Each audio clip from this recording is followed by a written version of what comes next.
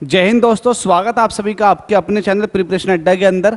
तो हम Lucent physics को सॉल्व कर रहे थे आपकी डिमांड के अनुसार। तो इस पर्टिकुलर ल्यूसेंट का लेक्चर नंबर 8 है। इससे पहले 7 लेक्चर की वीडियो अपलोड हो चुकी हैं, प्लीज़ आप उनको भी जाकर देखें। अगर आप एक सच्चे एस्पायरेंट हैं और आप सीरियस हैं अपनी पढ़ाई को लेकर के, तो एक भी लेक्चर मिस मत करना, क्योंकि आपके लिए बहुत इंपॉर्टेंट है हर एक लेक्चर। क्योंकि ये एमसीक्यू नहीं है, हम कॉन्सेप्ट डिस्कस करते हैं। ऐसा नहीं है कि एमसीक्यू पढ़ा आंसर दे दिया फिर अगले क्वेश्चन पे चलेगा, नहीं। हम हर एक क्वेश्चन की उसकी तह तक जाने की कोशिश करते हैं।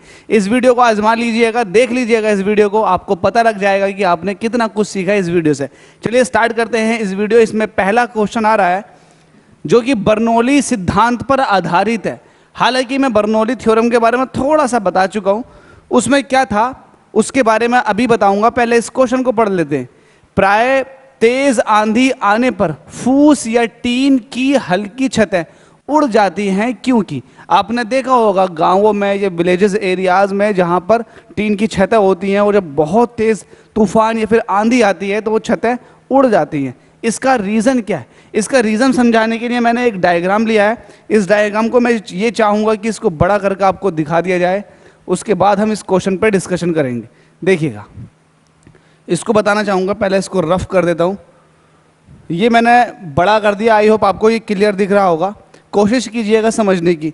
देखिएगा, जब आंधी आती है तो आंधी के टाइम क्या होता है? आंधी के टाइम अगर आपने अपना कमरा बंद किया हुआ है, पूरा कमरा बंद है, तो आंधी आते वक्त क्या होगा, ऊपर जो हवा का वेग है, हवा की जो वेलोसिटी है वो बहुत ज़्यादा हो जाती है। हवा की वेलोसिटी बहुत ज़्यादा होने की वजह से जो प्रेशर है वो कम हो जाता है। बर्नौली ने यही कहा था। बर्नौली सिद्धांत के अनुसार जहां पर वेलोसिटी ज़्यादा होती है वहां पर ऑटोमेटिकली प्रेशर डिक्रीज हो जाता। एक बार फिर से, जहां पर वेलोसिटी ज़्यादा होती है वहां पर प्रेशर कम होगा। इसका उल्टा कर दो, जहां पर वेलोसिटी कम होगी वहां पर प्रेशर ज़्यादा हो जाएगा। ये आप कहीं पर भी लगा सकते हैं, जहां आपका मन हो वहां इस एग्जाम्पल को लगा दें। एग्जाम्पल मत समझिएगा, ये कॉन्सेप्ट है, इसको समझिएगा और जहां आपका मन हो वहां लगा दो। जहां भी आपका प्रेशर कम होगा वहां पर वेलोसिटी बढ़ चुकी होगी, तो जहां पर वेलोसिटी ज़्यादा वहां पर प्रेशर कम होता है। अब समझिएगा, जब ऊपर एयर का फ्लो, जिसको हम विंड बोल रहे हैं, विंड फ्लो बहुत तेजी से बढ़ जाता है। तो विंड फ्लो होने से पहले की घटना ले लेते हैं। जब विंड फ्लो नहीं हुई थी, normal temperature, normal air flow था, तब जो बाहर का प्रेशर था, इसको P1 कह रहा हूं, वो अंदर वाले प्रेशर के जस्ट इक्वल था, बराबर थे दोनों प्रेशर। लेकिन जैसे ही वेलोसिटी इंक्रीज हो गई तो यहां पर वेलोसिटी बहुत ज़्यादा होने की वजह से जो बाहर का प्रेशर था, एटमॉस्फेरिक प्रेशर, वो डिक्रीज हो गया। जैसे ही वो डिक्रीज हुआ, अब अंदर वाले प्रेशर की बात कर लेते हैं। जो अंदर प्रेशर है, जो अंदर हवाएं हैं, इस कमरे की जो अंदर हवाएं हैं, इनके प्रेशर पर थोड़ा डिस्कशन कर लेते हैं। अब देखो, हवाएं तो बाहर चल रही हैं, कमरा तो पूरा बंद है, तो जो कमरे का प्रेशर होगा वो पहला वाला प्रेशर ही होगा P1, जबकि जो बाहर का प्रेशर है वो प्रेशर बदल चुका होगा P2, क्योंकि बाहर अब हवाएं चल रही हैं। हवाएं चलने की वजह से, तेज हवाएं चलने की वजह से वहां का प्रेशर डिक्रीज हो गया। तो जो P2 है इसकी वैल्यू P1 से क्या होगी, कम होगी। तो मैं ऐसे लिख सकता हूं कि P1 की वैल्यू बड़ी थी P2 से। इसका मतलब पहला वाला जो प्रेशर था, शुरुआत में जब मौसम क्लीन था तब प्रेशर ज़्यादा था बाहर का। अब जब हवाएं तेज चलने लगी हैं तो तेज हवाओं के चलने की वजह से प्रेशर में कमी आ गई जो बाहर वाला है। लेकिन अंदर वाला प्रेशर तो शुरुआत में भी वही था और अब भी वही है।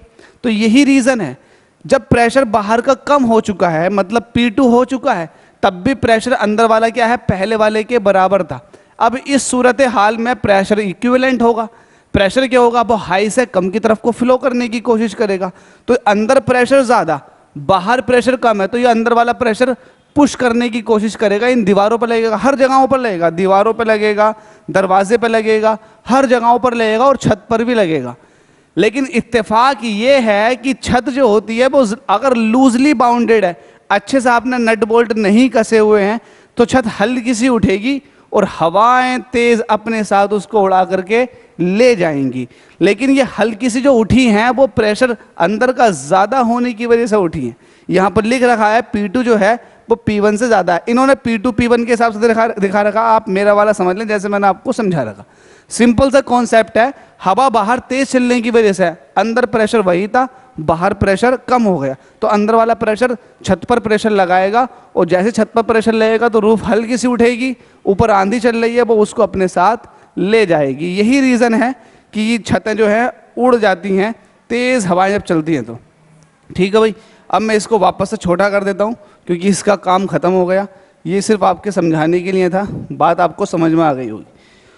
तो क्या है भाई, इसके अंदर जब तेज़ हवाएं चलती हैं, विंड फ्लो तेज़ होता है, तो यहाँ पर प्रेशर कम हो जाता है और वेलोसिटी बढ़ जाती है, जिसकी वजह से इस रूफ पर प्रेशर लगता है और ये रूफ उड़ जाती है। तो यहाँ पर ये है छतों का आकार जटिल होता है, नहीं बिल्कुल गलत। छतें कसकर बंधी नहीं होती भाई, इसका तो ये स्पेसिफिक रीज़न नहीं हुआ।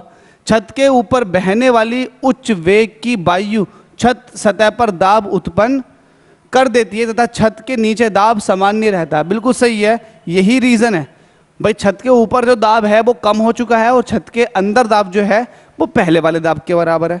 तो आई होप अब मुझे इसको और ज़्यादा रगड़ने की ज़रूरत नहीं है, आपकी समझ में आ गया होगा। जहाँ पर प्रेशर ज़्यादा वहाँ पर वेलोसिटी कम होगी। चलिएगा नेक्स्ट क्वेश्चन की तरफ।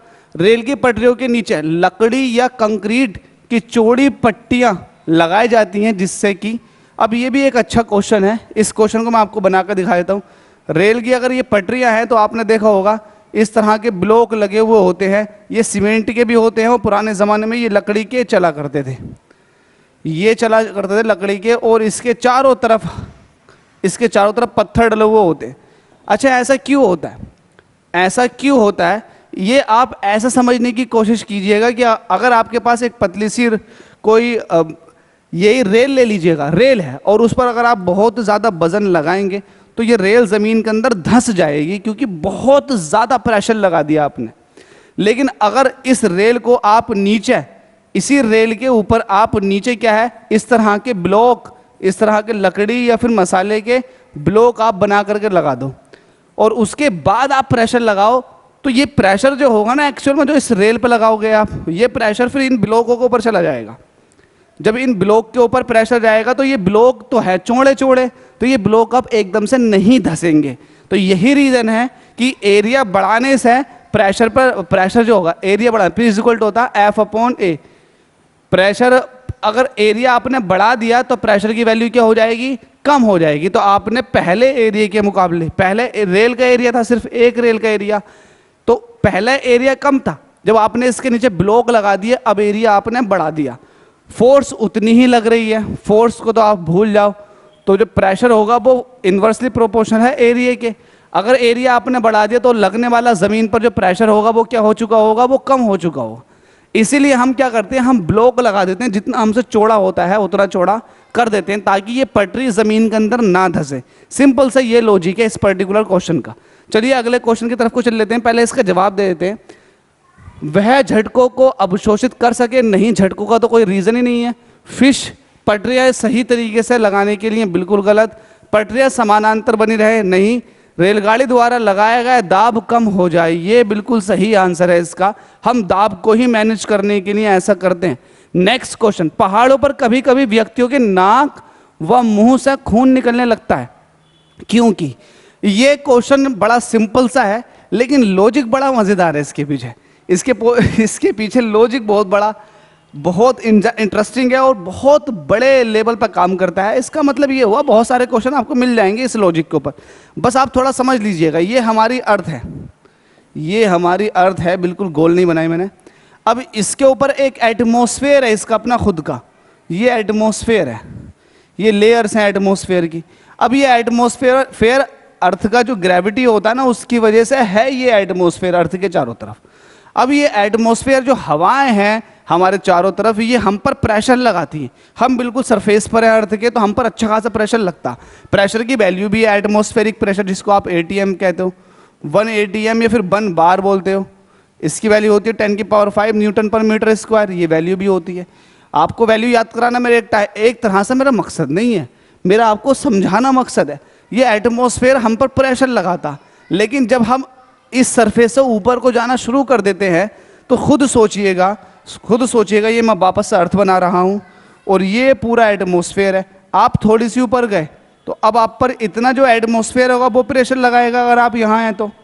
अगर आप नीचे होते तो इतना पूरा का पूरा एटमॉस्फेयर आप पे प्रेशर लगा था, लेकिन जैसा आप ऊपर चले गए तो अब ये जो एटमॉस्फेयर है इतना, यही तो आप पे प्रेशर लगाएगा। अगर आप और ऊपर चले जाएंगे, सपोज दैट आप यहाँ पहुँच गए, तो अब इतना सा एटमॉस्फेयर आप पर प्रेशर लगाएगा। तो इससे ये पता लगा जैसे जैसे हमारी हाइट बढ़ती चली जाएगी, हम पर लगने वाला एटमॉस्फेरिक प्रेशर वो ऑटोमेटिकली डिक्रीज हो जाएगा। इससे बहुत ज़्यादा फायदे होते हैं। बहुत फायदों को तो मत देखो, फायदे क्या, इससे बहुत तगड़े नुकसान भी होते हैं। हर चीज़ की अपनी अलग अलग एप्लीकेशन होती है, पॉजिटिव भी नेगेटिव भी, लेकिन इस पर्टिकुलर कॉन्सेप्ट पर आधारित क्वेश्चन बहुत ज़्यादा है। देखिएगा, हमारी बॉडी के अंदर जो ब्लड सर्कुलेट कर रहा है, हम पर भी एटमॉस्फेरिक प्रेशर लग रहा है। हमारी बॉडी के अंदर ब्लड 22 सेकंड में एक पॉइंट से वापस से उसी पॉइंट में आने में 22 सेकंड ले लेता, इतनी तेज ब्लड सर्कुलेट करता। अगर हम एटमॉस्फेयर, हम ऐसी जगह पर पहुंच जाए जहाँ पर एटमॉस्फेयर नहीं है, मतलब वैक्यूम है, तो इतना ज़्यादा प्रेशर लगता है ना ब्लड का हम पे कि हमारी ब्लड वेन्स फट जाएंगी। अगर हम एक ऐसे एनवायरनमेंट में चले जाएं जहाँ पर कोई एटमॉस्फेरिक प्रेशर नहीं है, ये एटमॉस्फेरिक प्रेशर ही है जो हमारे जो नसें हैं हमारी बॉडी के अंदर, उनको दबाए हुए है, हर चीज़ को मैनेज किए हुए है। अगर हम ऊपर चले जाएंगे, स्पेस में चले जाएंगे बिल्कुल ऐसे ही, तो हमारा जो ब्लड है ना हमारी बॉडी से बाहर निकल जाएगा, फट जाएगी पूरी की पूरी बॉडी। ये इतना बड़ा एडवांटेज है एटमॉस्फेरिक प्रेशर का। तो ये एटमॉस्फेरिक प्रेशर बहुत इंपॉर्टेंट रोल प्ले करता है हर चीज़ में। अब यहाँ देख लेते हैं। अब देखो, छोटा सा क्वेश्चन है कि अगर आप पहाड़ी इलाके में चले जाएं, ये तो सिंपल सा है, पहाड़ी इलाके में चले जाओगे तो क्या होगा, हम पर जो लगने वाला एटमॉस्फेरिक प्रेशर है वो कम हो गया। थोड़े से एटमॉस्फेरिक प्रेशर कम होने की वजह से हमारे ब्लड आना शुरू कर देता है नाकों में से। अब सोचो कि हम स्पेस में पहुंच जाएं, वहाँ तो जीरो एटमॉस्फेरिक प्रेशर है, वहाँ तो पूरा का पूरा ब्लड हमारी बॉडी से फाड़ता हुआ जमीन, मतलब पूरी बॉडी को फाड़ता हुआ निकल जाएगा पूरी बॉडी से बाहर। तो ये है एटमॉस्फेरिक प्रेशर का एडवांटेज। गॉड ने क्या बनाया, एटमॉस्फेरिक प्रेशर, ताकि हम लोग यहाँ जीवित रह सके। तो ये मसला था इसके साथ। इसमें क्या रखा है कि पहाड़ों पर कभी कभी व्यक्तियों के नाक व मुंह से खून निकलने लगता है। इसका रीजन क्या, ऊंचाई बढ़ने से रक्तदाब बढ़ता है। गलत, ऊंचाई बढ़ने के साथ साथ रक्तदाब घटता है। ऊंचाई बढ़ने के साथ साथ रक्तदाब, देखो रक्त की बात नहीं कर रहे, ब्लड तो उतना ही प्रेशर लगाएगा, जो ब्लड प्रेशर होगा वो चेंज नहीं होगा, लेकिन उस ब्लड प्रेशर को मैनेज करने के लिए एक एटमॉस्फेरिक प्रेशर है ना, वो भी तो दबाव लगा रहा है ना इस पर कि तू बाहर मत निकले, मैनेज रहे भाई, मैनेज अपने अंदर ही दौड़ता रहे। अब मसला क्या है, बाहर जो बाहर वाला प्रेशर था वो कम हो गया, तो अंदर वाला प्रेशर तो भाई ब्लड को बाहर फेंकने की कोशिश करेगा ना। तो ये तो हम इनको तो नहीं देख रहे। ऊंचाई बढ़ने के साथ साथ वायुमंडलीय दाब बढ़ता है, ये भी गलत हो गया। जैसे जैसे ऊंचाई बढ़ती है वैसे वैसे वायुमंडलीय दाब कम होता जाता है। ऊंचाई बढ़ने के साथ साथ वायुमंडलीय दाब घटता है, ये बिल्कुल सही आंसर हो जाएगा इसका। ये बहुत अच्छा क्वेश्चन है, इसके ऊपर बहुत सारे क्वेश्चन आधारित है। देखिएगा, अगर मैं आपसे कहूं कि आप पानी को उबालो, उबालने का मतलब यह है कि इसका इवेपोरेशन कराओ, इसका वाष्पीकरण कराओ, तो आप क्या कहोगे मुझसे? आपके पास जवाब क्या होंगे, जरा सोच के बताएं, आपके पास जवाब क्या होंगे? आप ये कहोगे यार या तो मैं इसको गर्म करना शुरू कर दूं, जब गर्म करूंगा तो इसका इवेपोरेशन होना शुरू हो जाएगा। दूसरा, मैं इसको एक ऐसे एनवायरनमेंट में ले जाऊं जहां पर प्रेशर नहीं है, जब प्रेशर नहीं लगेगा तो ये ऑटोमेटिकली इवेपोरेट हो जाएगा, ऑटोमेटिकली ये उड़ना, भाप बनना शुरू कर देगा, ऑटोमेटिकली ये उबलना शुरू कर देगा। उबलने का मतलब ये नहीं कि ये गर्म होगा, उबलने का मतलब ये है कि इसका वाष्पीकरण होना शुरू हो जाएगा। तो दो रीज़न है, एक तो है कि आप इसको गर्म कर दो, दूसरा एक ऐसे एनवायरनमेंट में ले जाओ जहाँ पर एटमॉस्फेरिक प्रेशर कम है। तो एटमॉस्फेरिक प्रेशर कम होने से भी वाष्पीकरण, इवेपोरेशन होना स्टार्ट हो जाता है। आपने देखा होगा पहाड़ी इलाके में जब आप जाते हो तो पहाड़ों में से ऐसा लगता है कि धुआं निकल रहा, भाई धुआं नहीं निकलता है, एक्चुअल में वो वाष्पीकरण हो रहा, क्योंकि वहाँ पर एटमॉस्फेरिक प्रेशर कम है। जब एटमॉस्फेरिक प्रेशर कम है तो जितनी भी वाष्प निकलती हैं पेड़ पौधों से, वो वहीं एकदम से वहीं मतलब दिखनी शुरू कर देती है, एकदम से निकलनी शुरू कर जाती है। मतलब अगर हल्का पानी भी होगा ना तो हल्का फुल्का वो भी इवेपोरेशन करके वहीं दिखाई देना शुरू कर देगा। तो इवेपोरेशन ज़्यादा होता है क्योंकि एटमॉस्फेरिक प्रेशर घट जाता, ये वाली बात ध्यान रखना। तो एटमॉस्फेरिक प्रेशर अगर हम ऊपर गए हैं और हमारे पास क्या है, कोई खाना पकाने की चीज़ है या फिर वाटर है, वाटर को ले लेते हैं। अगर वाटर आप लेके चले गए तो पहाड़ी इलाके में जब आप गर्म करना शुरू करोगे तो वो थोड़े कम टेम्परेचर पर ही उबलना शुरू कर देगा। एक तो एटमॉस्फेरिक प्रेशर नहीं है, दूसरा आप उसको गर्म कर रहे हो तो एकदम से उबल जाएगा। ये एटमॉस्फेरिक प्रेशर कम होने की वजह से हुआ। तो यहाँ पर इसका तो आंसर आप समझ गए, लेकिन ऐसे क्वेश्चन आपको जरूर मिलेंगे जैसे मैं आपको बता रहा हूँ। देखिएगा, हवाई जहाज में फाउंटेन पेन से स्याही बाहर निकल आती है, भाई स्याही बाहर निकल जाए, स्याही छोड़ो, अगर ज्यादा प्रेशर कम होगी तो ब्लड बाहर को निकल कर आ जाएगा आपकी बॉडी से। भाई ये है एटमॉस्फेरिक प्रेशर का एडवांटेज। ह्यूमन लिविंग्स, जो लिविंग बींग्स हैं जितनी भी हैं, ह्यूमन को छोड़ो सभी, भाई एटमॉस्फेरिक प्रेशर है इसलिए जिंदा हैं। अगर एटमॉस्फेरिक प्रेशर नहीं होगा तो सबका एक साथ मसला खत्म हो जाएगा। तो ये तो फाउंटेन पेन है। फाउंटेन पेन जब आप किसी भी हवाई जहाज में अगर आप फाउंटेन पेन लेकर के जा रहे हैं तो भाई हवाई जहाज अच्छी खासी हाइट पर उड़ता है, उस केस में एटमॉस्फेरिक प्रेशर कम हो जाता है। एटमॉस्फेरिक प्रेशर कम होने की वजह से फाउंटेन पेन की स्याही जो है वो बाहर निकल कर आ जाती है। तो ये आप ट्राई कर लें इसको, सिंपल सा इसका हालांकि आंसर मैं दे चुका हूँ, एटमॉस्फेरिक प्रेशर का कम हो जाना। क्या है, ऊंचाई बढ़ने के साथ वायु दाब में कमी आती है। भाई सही है, पहला ऑप्शन देखो, ऊंचाई बढ़ने के साथ साथ वायु दाब में कमी आती है। कोई ट्राई वराई नहीं रहा, मैं नहीं करा दिया। नेक्स्ट क्वेश्चन की बात कर लेते हैं। हमसे कह रहा है यदि पृथ्वी का द्रव्यमान वही रहे और त्रिज्या 1% कम हो जाए तब पृथ्वी तल पर जी का मान क्या होगा। इन्होंने तल बहुत अच्छा बोल रखा, मैं तल पर थोड़ा इनको शाबाशी दूंगा, शाबाश भाई आपने तल बोल रखा, ये अच्छी बात है। सरफेस की बात कर रहा है, क्योंकि अगर आप ऊपर जाते हो तब भी जी की वैल्यू घट जाती है, अगर आप ज़मीन के नीचे जाते हो तब भी जी की वैल्यू घट जाती है। तल की बात कर रहा है, तल पर अगर आप देखोगे पूरी दुनिया में तो लोकेशन टू लोकेशन वो भी चेंज हो जाती है। तल की बात कर रहा है, तल पर अगर मैं ये कह रहा हूँ सिंपल, तो चलो एक काम करते हैं, डायरेक्ट इसका सॉल्यूशन कर लेते हैं, ज़्यादा सोचते नहीं है। हमारे पास ज़मीन के ऊपर अगर आप खड़े हो तब ज़मीन के ऊपर सरफेस पर जो गुरुत्वीय त्वरण की वैल्यू होती है वो होता है G_m_e/r² ये बात आप बिल्कुल ध्यान में रख के चलें। अगर ज़मीन की सतह से ऊपर होते तब फॉर्मूला कुछ और होता। अब इसमें यह कह रखा है इसने कि त्रिज्या 1% कम हो जाए, तो त्रिज्या में जो चेंज दे रखा रेडियस में RE बोलता हूँ, डेल्टा RE/RE ये दे रखा -1% दे रखा, तो इसे कहो आप 1%। तो ये आपके पास क्या हो गया, 1% कमी है, कमी। तो कमी को आप किससे दिखाते हो, ये दिखाते हो आप माइनस से। ठीक है भाई, -डेल्टा RE/RE 1% हो गया। अब मैं इसके थ्रू सॉल्व करता हूँ, G=G_me/RE²। अब मैं डेल्टा G परसेंटेज चेंज निकाल रहा हूँ, पहले इसको मिटा देता हूँ। चलो डायरेक्ट कर लेते हैं यार, इसी से कर लेते हैं। परसेंटेज चेंज निकालूँ, डेल्टा G/G × 100 = अब ये G जो है ये सार्वत्रिक गुरुत्वाकर्षण नियतांक है, यूनिवर्सल ग्रेविटेशनल कांस्टेंट। इसकी वैल्यू फिक्स होती है, तो इसमें तो किसी तरह कोई परिवर्तन आएगा नहीं। जिस चीज़ में परिवर्तन नहीं आता, जो चीज़ कांस्टेंट होती है, उनका डेल्टा अगर करोगे, चेंज करोगे तो चेंज 0 आएगा, तो इसको हटा दो आप। इन्होंने कह रखा कि मास भी क्या है, मास भी फिक्स है, द्रव्यमान वही रहे। तो द्रव्यमान जब आपने फिक्स कर दिया तो इसका मतलब द्रव्यमान में चेंज 0 आ जाएगा, तो इसको भी आप हटा दो। अब बचा नीचे वाली चीज़ को आप ऐसे कह सकते हो RE⁻²। जब RE⁻² कह दोगे तो -2 पहला आ जाएगा, डेल्टा RE और ये अपॉन RE × 100। ये परसेंटेज में आ गई बात, काय में आ गई ये परसेंटेज में। इसमें भी 100 से मल्टीप्लाई करके इसे भी 100 में कह दो। ठीक है भाई, अब -2 ऐसे रहेगा, डेल्टा RE/RE ये वैल्यू दे रखी है कितनी, 1%, तो ये -1 हो गया, तो अल्टीमेटली प्लस का 2% आ चुकी है। किसमें, डेल्टा G/G, मतलब ग्रेविटेशनल एक्सीलरेशन जो है, गुरुत्वीय त्वरण, उसमें जो चेंज आएगा, परसेंटेज चेंज जो आएगा वो आ जाएगा 2%। चूंकि प्लस में आया तो इसलिए मैं ये बोल सकता हूँ कि गुरुत्वीय त्वरण 2% से बढ़ जाएगा। सीधी सी बात है, इस तरह से आप कैलकुलेट कर सकते हैं। ये एक न्यूमेरिकल था, न्यूमेरिकल सॉल्व करा दिया। नेक्स्ट क्वेश्चन की बात कर लेते हैं, जिसमें हमसे क्या रखा कि ऊंचाई की जगहों पर पानी 100 डिग्री सेंटीग्रेड के नीचे के तापमान पर क्यों उबलता है। मैंने आपको देखो इसका रीज़न एक प्रॉपर वे में समझा दिया, मुझे उम्मीद थी कि आपको समझ में आ गया होगा। ठीक है भाई, अब 100 डिग्री सेंटीग्रेड के नीचे क्यों उबलता है, क्योंकि जैसे जैसे ऊंचाई बढ़ती चली जाती है एटमॉस्फेरिक प्रेशर कम हो जाता है, जिसकी वजह से जो क्वथनांक होता है, जिसको हम बॉइलिंग पॉइंट बोलते हैं, वो घट जाता। वो पानी का नहीं, हर चीज़ का घट जाएगा, ऑटोमेटिक इवेपोरेट होना शुरू कर देगी अगर आप ज़्यादा ही हाइट पर पहुँच गए तो। ठीक है भाई, अब यहाँ पर क्या है, इसको आप आंसर कर सकते हैं, क्योंकि वायुमंडलीय दाब कम हो जाता है, अतः उबलने वाला बिंदु नीचे आ जाता है।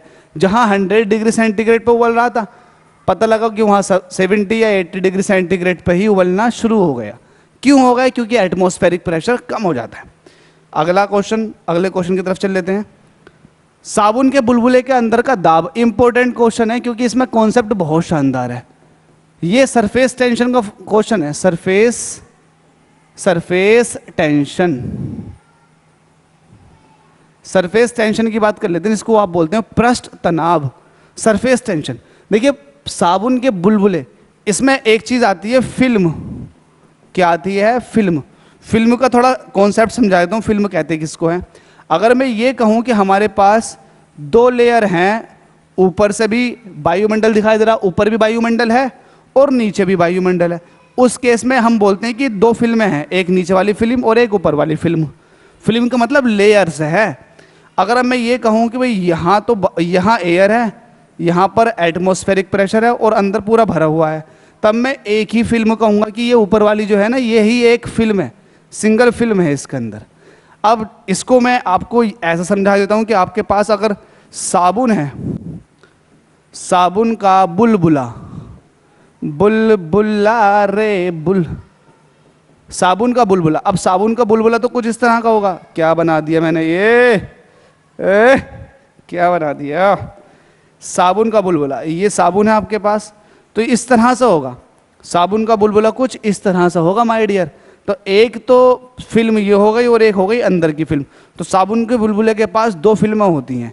अगर मैं कहूँ पानी का बुलबुला, पहली बात तो पानी का बुलबुला नहीं होता, पानी का बुलबुला नहीं होता, पानी की बूंद होती है, पानी की बूंद, पानी की बूंद, पानी की बूंद होती है। अब पानी की बूंद तो बिल्कुल ठोस होगी, सॉलिड। ठोस का मतलब मेरा यार ये नहीं था कि ये खुद सॉलिड है, मतलब भरी हुई होगी। तो उस केस में सिर्फ एक फिल्म होगी जो ऊपर वाली है। इस केस में एक फिल्म होगी क्योंकि अंदर से तो पूरा भरा हुआ, अंदर तो कहीं एयर कांटेक्ट में नहीं आ रही। तो ये फिल्मों का जिक्र कर दिया मैंने कि साबुन के बुलबुले के पास दो फिल्में होती हैं, जबकि पानी की बूंद के पास एक फिल्म होती है। इसका बहुत बड़ा रोल होता है। रोल क्या होता है? अगर मैं आपसे पूछूंगा कि बताओ सोप बबल, साबुन के बुलबुले के भीतर जो प्रेशर है वो कितना है, तो आप कहोगे 4T/R है। मैं कहूंगा कि जो पानी की बूंद है इसके अंदर प्रेशर कितना है, तो आप कहोगे इसके अंदर प्रेशर 2T/R है। तो भाई फर्क 2 और 4 का क्यों आया? 2 और 4 का फर्क इसलिए आया क्योंकि पानी के बुलबुले के पास सिर्फ एक फिल्म थी, जबकि साबुन के बुलबुले के पास दो फिल्में थी। ये वाली बात आपको याद रख लेनी है। फिलहाल मैं इसको मिटा रहा हूं और मैं अपने क्वेश्चन की तरफ को चलता हूं। इस क्वेश्चन में मुझसे क्या कह रखा? इस क्वेश्चन के अंदर मुझसे यही कह रखा कि साबुन के बुलबुले के अंदर का दाब। थोड़ा समझ लेते हैं इसके पीछे की फिजिक्स। फिजिक्स क्या है? ये साबुन का बुलबुला है, ये सोप बबल है, इसकी दो फिल्में हो गई, एक बाहर वाली और एक अंदर वाली। बाहर वाला प्रेशर जो है इसको मैं कह सकता हूं P0, जो कि एटमॉस्फेरिक प्रेशर है, वायुमंडलीय दाब है। इसके अंदर का जो प्रेशर है उसको बोलूंगा PI। क्या बोलूंगा? इसके अंदर के प्रेशर को PI, मतलब इंटरनल प्रेशर इसका। अच्छा, एक तो वायुमंडलीय दाब है और एक है इंटरनल प्रेशर। अब आप खुद सोचो, जो ये साबुन की फिल्म है, सरफेस टेंशन की वजह से, सरफेस टेंशन, पृष्ठ तनाव की वजह से एक प्रेशर लगा रही होगी, एक प्रेशर वो भी लगा रही होगी, तो ये भी एक अपना प्रेशर लगा रही है। ठीक है, इसको भी कह सकते हैं। इस प्रेशर की वैल्यू जो है वो है 4T/R। इस प्रेशर को सही करके लिख दूं 4T/R।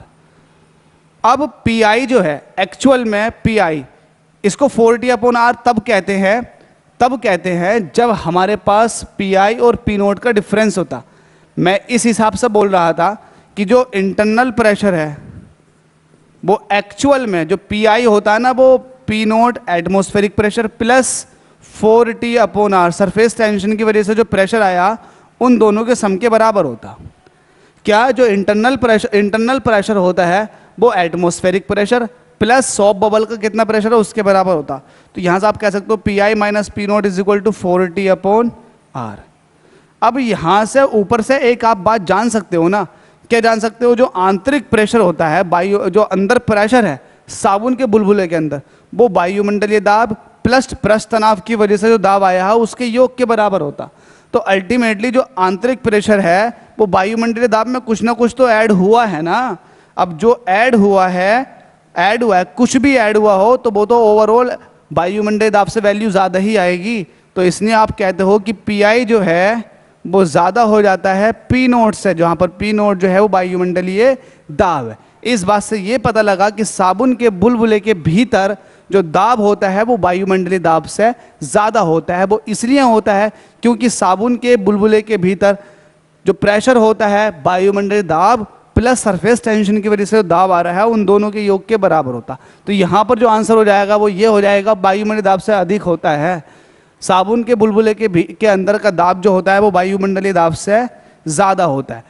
भाई क्वेश्चन नंबर बात कर लेते हैं 93 की, हम दलदली सड़कों पर क्यों फिसलते हैं। देखो जब भी फिसलने का जिक्र आए दिमाग में ये आइडिया लगा लो कि सर्फ की दिक्कत जो आ रही होगी वो आ रही होगी घर्षण बल से।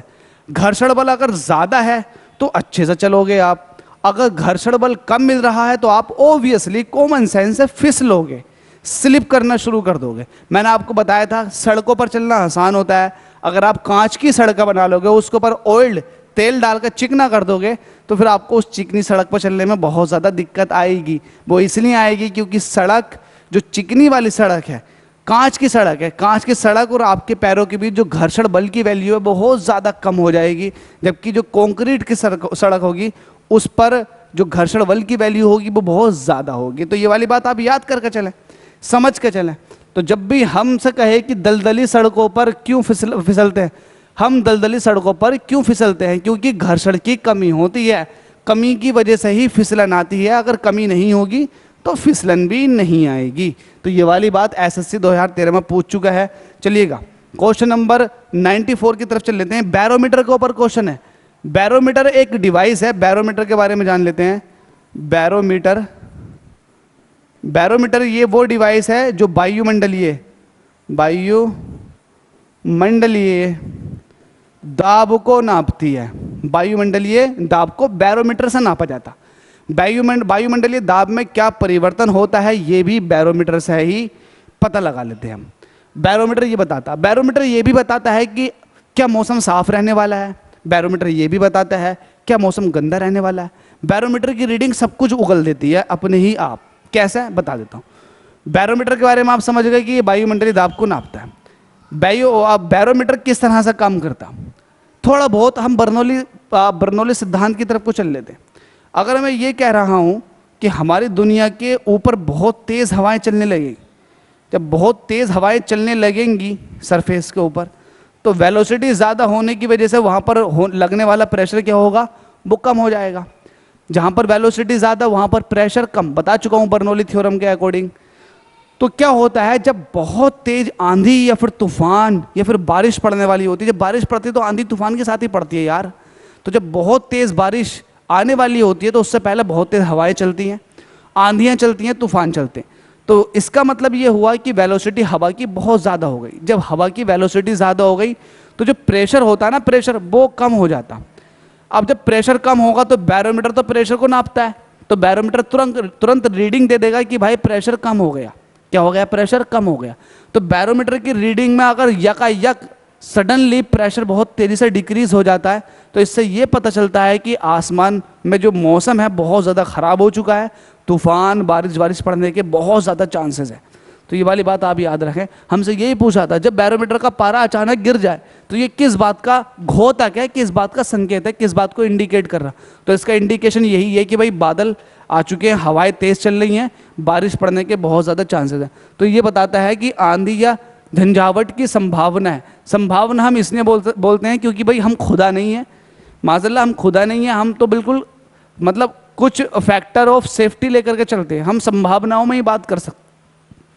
अब इसके विरुद्ध दूसरा पार्ट ले लेते हैं। अगर हवाएं नहीं चल रही हैं, नॉर्मल है, तो उस केस में क्या होगा, उस केस में प्रेशर बढ़ना शुरू कर देगा क्योंकि वेलोसिटी घट गई। जब प्रेशर बढ़ता है बैरोमीटर का रीडिंग के अंदर तो वो ये बता देता है कि मौसम अब साफ होता जा रहा है। ये वाली बात आपको याद रख लेनी है। बैरोमीटर किस चीज़ में इस्तेमाल होता है ये आपको बता दिया। BSSC ने ये पूछा है 2014 में।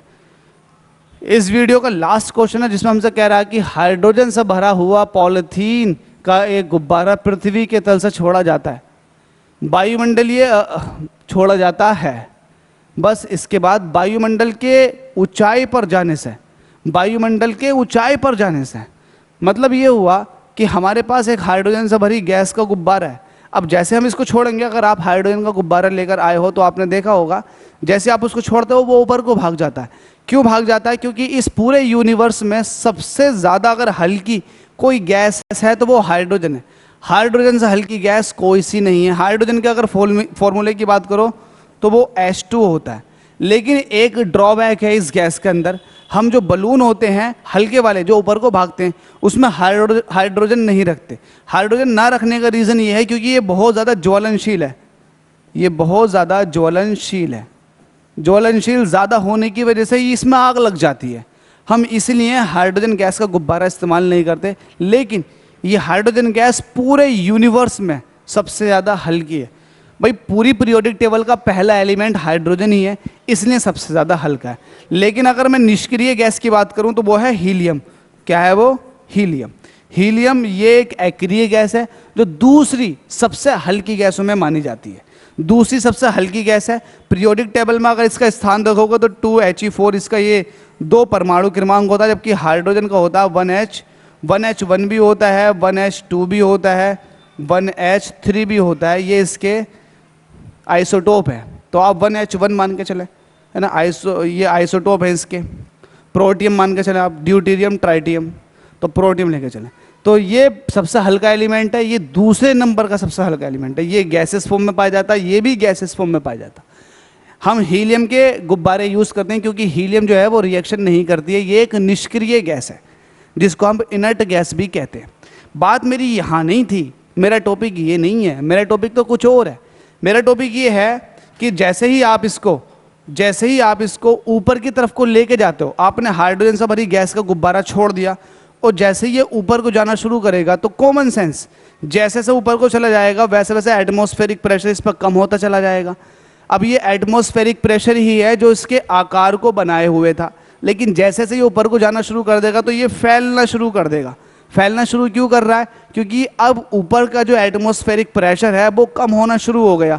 वो प्रेशर ही था जो इसको दबाए हुए था। हम तो हाथ से दबा देंगे तो ये पिचक जाएगा, लेकिन एक एटमॉस्फेरिक प्रेशर ऑटोमेटिकली दबाता है। अब जैसे जैसे ये गुब्बारा ऊपर को उठता चला गया वैसे वैसे इस पर जो एटमॉस्फेरिक प्रेशर था वो कम होता चला गया। जब इस पर लगने वाला एटमॉस्फेरिक प्रेशर कम होता चला जाएगा तो इसका साइज क्या होता चला जाएगा? बढ़ता चला जाएगा। क्योंकि जो इसके अंदर गैसेस हैं वो तो फैलने की कोशिश पहले भी कर रही थी और अब भी कर रही हैं।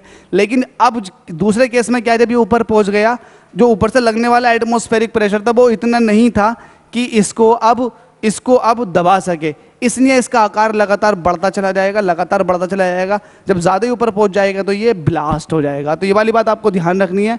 जब ये पृथ्वी की सतह से ऊपर को जाता है तो इसका आकार, इसके आकार में इसका जो अमाप है, अमाप बोलते हैं साइज को, ये क्या होता है? साइज।